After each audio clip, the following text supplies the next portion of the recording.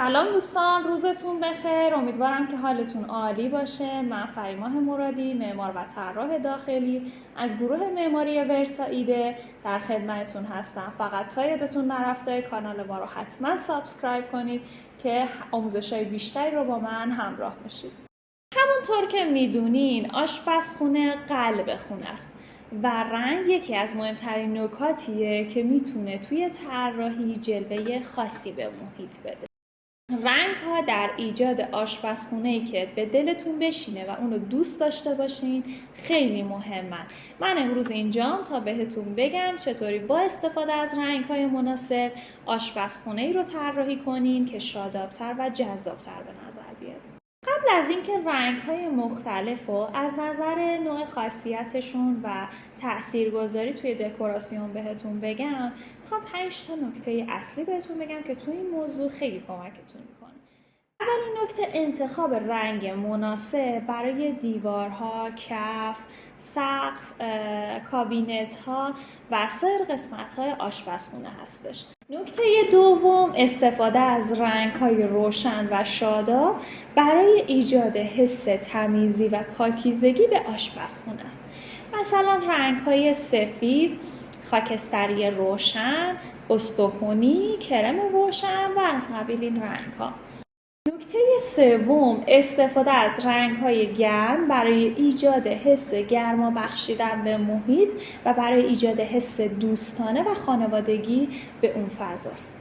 نکته چهارم ترکیب رنگ‌های مختلف و 2 تا نکته قبلی رو داره به ما میگه که یه حس تناسب بین اونها ایجاد کنیم. به طور مثال میتونیم از رنگ‌های مشابه و تضادی برای ایجاد این حس تنوع و جذابیت ایجاد کنیم. مثلا قدیم دوست داشتن همه آشپزخونه‌ها یک دست سفید باشه، ولی این حس کسل کننده به فضا و مخاطب میده که میتونیم در کنارش از نکته سوم که رنگ‌های تیره و گرم بود در کنار رنگ‌های روشن استفاده کنیم.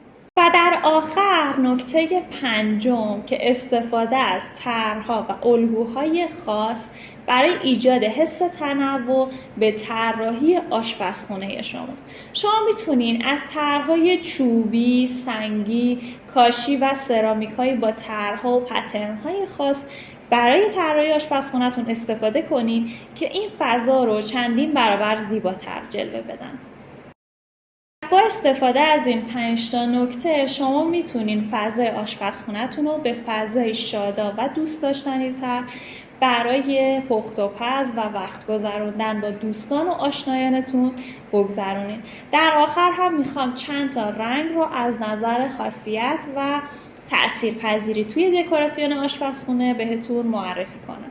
اولین رنگی که میخوام بهتون معرفی کنم رنگ سفید هستش که برای آشپزخونه‌های کوچیک بسیار مناسبه، چون فضا رو پرعمق‌تر و بزرگتر جلوه میکنه که میتونه به عنوان یک طرح مینیمالیسم ساده به نظر بیاد. همونطور که میدونین با رنگ‌های مختلف هم به راحتی قابل ست هستش و میتونین با رنگ‌های مختلف ترکیب کنین و زیباییش رو دوچندان کنین. رنگ مشکی، اگه فرد رسمی هستین و زود با بقیه جوش نمیخورین و روحیه سخت و خشنی دارین، میتونین انتخاب شما مشکی باشه. با این حال فراموش نکنین که ست کردن این رنگ با وسایل مختلف مقداری سخت هستش. اگه آدم ریسک پذیری نیستین میتونین با سفید ترکیب کنین یا دیوارهاتون کاملا به رنگ سفید باشه که میتونه هماهنگی و همخونی خوبی هم به محیط ببخشه.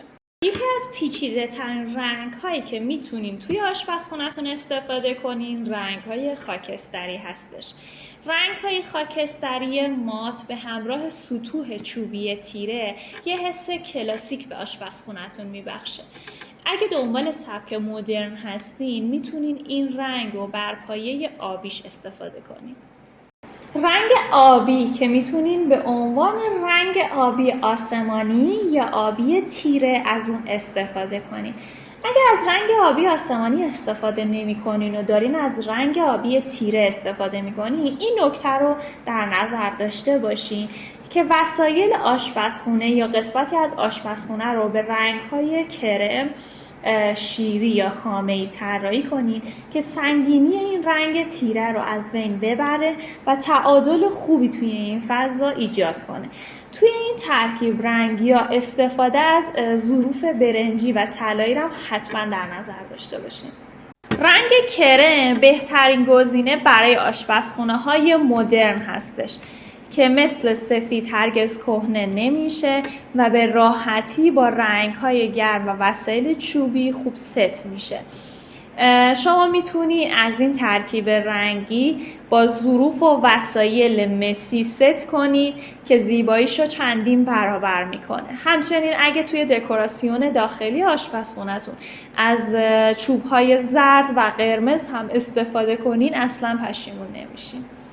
اگه طرفدار رنگ‌های شاد هستین، بیشک رنگ زرد بهترین گزینه برای شما هستش که میتونین از رنگ‌های روشنش یا ملایم یا رنگ زرد خورشیدی استفاده کنین. همه طیف‌های رنگ زرد فوق‌العاده هستن و علاوه بر این که فضای درون آشپزخونه رو روشن جلوه میدن، میتونه فضا رو بزرگتر به شما نشون بده. رنگ قرمز، این رنگ به روشن‌تر جلوه دادن آشپزخونه‌ای که هیچ راهی برای جذب نور طبیعی نداره کمک میکنه. رنگ‌های سبز توی هر درجه و طیف رنگی که باشن فوق‌العاده‌ان و میتونه برای کسایی که عاشق طبیعت و طبیعتگردی هستن باشه و حس آرامش رو بهشون ببخشه. این رنگ مختص مکانهای غیر رسمیه و چه چیزی بهتر از این که توی آشپزخونه هایی که برای خانواده های بزرگ و صمیمی طراحی میشه این رنگ رو در نظر گرفت. رنگ سبز شما رو خوشحالتر و سرزنده تر جلوه میده. پس اگه صبحونه رو توی همچین فضایی بخورین مطمئناً تا آخر روز پر انرژی خواهید بود. مرسی که تا آخر این ویدیو همراه ما بودین و امیدوارم براتون مفید بوده باشه. ممنون میشم کانال یوتیوب ما رو سابسکرایب کنین که توی ویدیوهای آموزشی بعدی هم همراه من باشین.